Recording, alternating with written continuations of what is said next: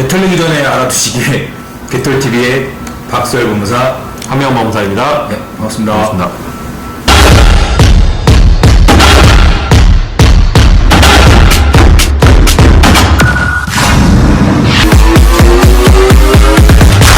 임원 변경 관련해서 그 등기 절차에 대해서 알아보기로 하겠습니다. 예. 네, 일단 임원 변경을 왜 하셔야 되는지, 보통 이제 언제 하셔야 되는지를 아는 게 제일 먼저 중요한데, 이제 상법상 이사의 임기가 3년, 감사 같은 경우에는 3년이긴 한데, 3년보다는 조금 줄어드는 경우가 많아요. 정확하게 하면 이제 3년 이내 정기주총, 종결시까지이기 때문에, 그건 이제 조금 설명이 더 필요할 것 같고요. 유한회사 같은 경우는 이제 임원 변경 거의 없이 임기가 없게 정할 수 있기 때문에, 임원 변경 보통 안 한다고 생각하시면 되고, 저희가 말씀드린 건 주식회사일 때만 해당된다고 생각하시면 돼요. 그러면 오늘은 이제 주식회사를 기준으로 해서 네네. 설명을 드리는 예, 맞습니다. 그렇게 해서 기준이 될 것 같고요. 또 좀 추가적으로 이게 취임이거나, 보통 저희가 지금 임원 변경을 한다는 건 중임 등기, 그러니까 임기가 처음에 취임하시고 나서 한 번 더 연장하실 때마다 하는 등기를 보통 말을 하는데, 이런 중임 등기 이외에도 새로 취임을 하시거나 아니면 기존의 이사가 있다가 나가시거나 뭐 그렇게 하실 때도 다 똑같이 적용된다고 생각하시면 될 것 같습니다. 한 가지 이제 궁금하신 것들이 있을 것 같아요. 이제 이사의 경우에는 3년, 이제 감사도 3년이라고 하는데 그 이상으로는 안 되는지도 한번 설명을 해주시면 좋을 것 네, 같아요. 일단은 당연히 이제 뭐 예를 들어서 1인 주주 1인 대표로 설립을 하셨어요. 그럼 당연히 내가 대표고 당연히 계속 내가 이사한 건 맞는데, 그렇다고 하더라도 상법상 임기가 정해진 게 딱 3년이라서 그 이상은 가실 수가 없어요. 이하는 가능해요. 이사 같은 경우에는 이제 뭐 1년, 2년 이렇게 정하는 것도 상관은 없습니다. 그리고 이제 대상은 제가 말씀드렸듯이 이제 이사 감사이고, 대표이사는 임기가 따로 없습니다. 대표이사는 그 대표이사의 직인 사내이사의 임기를 따라가기 때문에 그거는 뭐 상관하지 않으셔도 될 것 같고요. 이제 보통은 저희가 임원 변경을 하는 거는 절차상으로 말씀드렸을 때는 주주총회를 통해서 하게 되어 있어요. 이사 감사는 주주총회 결의를 통해서 이제 선임을 하시는 거고, 대표이사 같은 경우는 이사회를 통해서 선임하시는 게 맞습니다. 이제 네. 이게 이사회를 구성할 수 없는 경우에는 어떻게 해야 되는지도 한번. 이제 이사회 같은 경우에는 보통 이사가 3명 이상일 때부터 구성이 된다고 보는데, 만약에 이사가 2명밖에 없거나 1명밖에 없어요. 네. 그러면 이제 이사회로 구성이 안 되니까, 만약에 이사가 2명인데 대표이사 1명을 선임해야 된다. 그러면 이제 주주총회를 통해서 하시면 됩니다. 그리고 이제 그 절차 자체가 저희가 이제 그 주총을 통해서 소집을 한 다음에 주총을 여시고, 그 주총회를 통해서 이제 그 이사나 감사를 선임하시는데, 뭐 재선임이든 뭐 새로 취임이든 그건 마찬가지입니다. 그래서 진행을 하시게 되는 거고요. 보통 이제 그렇게 끝나고 난 다음에 의사록을 이제 작성을 해서 기록을 할 거고요. 그 의사록을 공증 받으신 다음에 등기를 접수하는 순서대로 진행이 아마 될 거예요. 근데 이제 이런 뭐 세금이나 뭐 등기 신청 수수료나 이런 거는 뭐 법무사가 보통 진행을 하는 건데, 세금은 구청 가서 내시면 되는 거고요. 등기 신청 수수료는 은행 가서 내시면 됩니다. 이게 그럼 요즘에는 대세가 이제 부동산도 그렇고 이제 셀프 등기들을 많이 하세요. 네, 맞아요. 임원 변경 등기도 이제 셀프 등기가 가능한지도 네. 뭐 대략적인 절차 같은 것도 좀 알려주시면은 유익할 것 같아요. 일단은 셀프 등기를 저희가 뭐 아예 안 알려드릴 수는 없는데, 셀프 등기도 어쨌든 저희가 하는 거 대신에 직접 하시는 거에 의미밖에 없는 거고요. 원래 법인 같은 경우에 법인의 이제 등기 신청서를 낼 수 있는 건 대표이사만이에요. 명확하게 그렇고, 아니면 이제 법무사나 변호사에게 하게 되면은 이제 그분들만 할 수 있는데, 요즘 등기소에서 보면은 이제 그냥 직원들이 회사 직원임을 이제 증명하는 서류를 가지고 와서 대표이사의 위임장을 받아서 이렇게 많이 처리를 하시더라고요. 이렇게 진행을 하실 수는 있습니다. 근데 이게 계속적 반복적으로 이제 직원분이 이제 등기 맞아요. 신청을 대리하는 경우에는 이제 법무사법 위반으로 처벌이 되거나 아예 이제 등기관들이 이제 접수 자체를 반려할 수 있으니까 네, 이 점 맞습니다. 유의해 주시기 바랍니다. 네. 다음에 조금 팁 같은 걸 드리고 싶은데, 임원 변경 하시는 건 뭐 어느 정도 오래된 직원분들은 다 알고 계실 텐데, 가격적인 거를 조금 아끼시려면은 주주총회, 제가 아까 의사록을 작성을 한다고 했고, 그거를 이제 등기소에 내기 위해서는 공증인법에 의해서 반드시 공증을 받으셔야 돼요.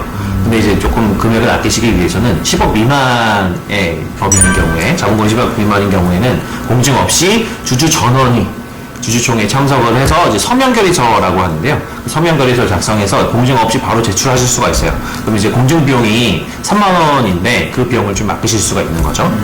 그 다음에 또 다른 예로 들으면 자본금에 이제 관계없이 예를 들어서 이사회가 구성되어 있는 회사예요. 예, 예. 이사가 3명 이상이라서 그 대표이사는 이제 이사회에서 그렇죠. 선임을 돼야 되니까 그럼 이사회 의사록도 작성하셔야 되고 그럼 이사회 의사록 공증비용도 또 3만 원이 들어갈 거란 말이죠. 그렇죠. 그럼 이제 그것도 정관을 변경하셔서 대표이사를 이제 선출하는 거를 주주총회를 통해서 하기를 바꿀 수가 있어요. 이사회가 있다고 하더라도 그럼 이제 그 이사회 공증비용을 또 3만 원을 아끼실 수가 있습니다.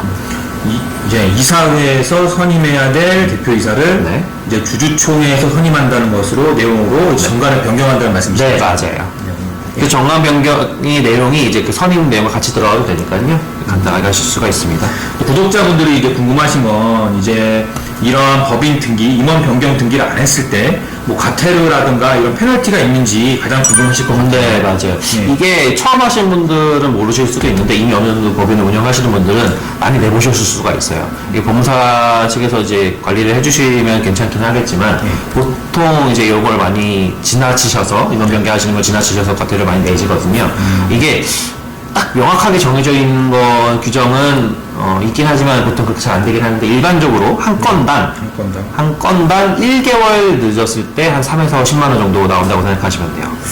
이게 그러면 상한선이 없이 이제 본인이 임원 변경 등기를 해야 된다는 걸 모르는 상태로 1, 2년이 지날 수도 있잖아요. 네네. 그런 경우에는 한 달에 3만 원에서 5만 원 사이로 친다면 1년에 60만 원, 2년이면 120만 원이라고 하는 결과가 발생하는데 네, 맞아요. 이 금액을 그러면 다 내야 된다는 정확하게는 그 개월수에 비례해서 올라가는 건 맞는데 한 건당 최대 정해져 있는 거는 500만 원으로 이제 형법상 규정이 되어 있어요. 그래서 그 500만 원보다 늘어날 수는 없는데 만약에 제가 아까 맨 처음 말씀드렸지 한 건당이라고 말씀드렸잖아요. 맞아요. 그래서 임원 변경이 임원이 여러 명일 수가 있는데 임원 여러 명을 한꺼번에 다 이제 늦게 하셨어요. 네. 그러면 이제 뭐 한 5건이 늦춰졌다. 그럼 5건이 다 합쳐집니다. 50만 원씩 5건, 뭐 그래서 250만 원 이렇게 나올 수는 있어요.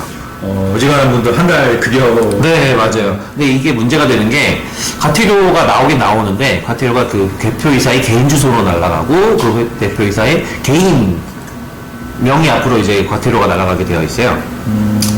그러면은 이제 그거를 받으시면 너무 이제 아까 말씀드렸지 250만 원이면 너무 과하다. 그렇죠. 너무 좀 세다 싶으시면 받고 나서 일주일 뒤에 바로 이의 신청을 하셔야 돼요. 그렇죠. 네, 이게 좀 짧은 편입니다. 그럼 이제 만약에 일주일 내에 이의 신청을 하시면 대표이사께서 직접 그 정해진 날짜에 법원에 출석을 하셔서 소명을 좀 하셔서 우리가 왜 늦게 했는지 좀 줘야 하는 이유가 뭔지를 설명하시면 좀 경감 많이 해주긴 하는데 보통은 그냥 넘어가시기는 많이 그것도 귀찮다 싶으시면 이의 신청도 안 하시는 경우가 많죠. 마지막으로 이제 이런 가태료를 이제 가태료 처분을 받지 않기 위해서 임원 변경 사유가 발생했을 때 이제 구독자분들이 언제까지 이제 등기를 신청해야 되는지 알려드리고 이제 이 시간 마치면 될 것 같아요. 근데 보통 이런 거를 하셔야 되는 게 그 날짜가 정해져 있어요. 요즘에 지금 취임하시는 날짜가 있을 거잖아요. 네. 등기부를 보시면 알 수가 있습니다. 등기부 보시면 대표이사 아니면 사내이사 누구 바로 밑에 보시면 몇 년 몇 월 며칠 뭐 중임 아니면 취임 이렇게 날짜가 적혀 있거든요. 네. 그 날짜로부터 3년이라고 생각하시면 돼요. 감사 같은 경우는 제가 아까 앞에서 말씀드렸지 3년보다는 조금 더 늘어나거나 뭐 줄어들거나 할 수는 있는데 네. 보통 이제 이사의 경우에는 그 날짜로부터 3년입니다. 3년 이내 3년 됐을 날짜로부터 정확하게는 2주 그 3년하고 2주 사이에만 접수하시면 돼요. 2주가 지나버리시면 그때부터 과태료가 발생을 하거든요. 그래서 이제 2주 하시면 되는 거고요. 조금 더 다른 걸 부연적으로 좀 설명을 더 드리면 네. 지금 제가 아까 말씀드렸지 과태료 관련해서 네.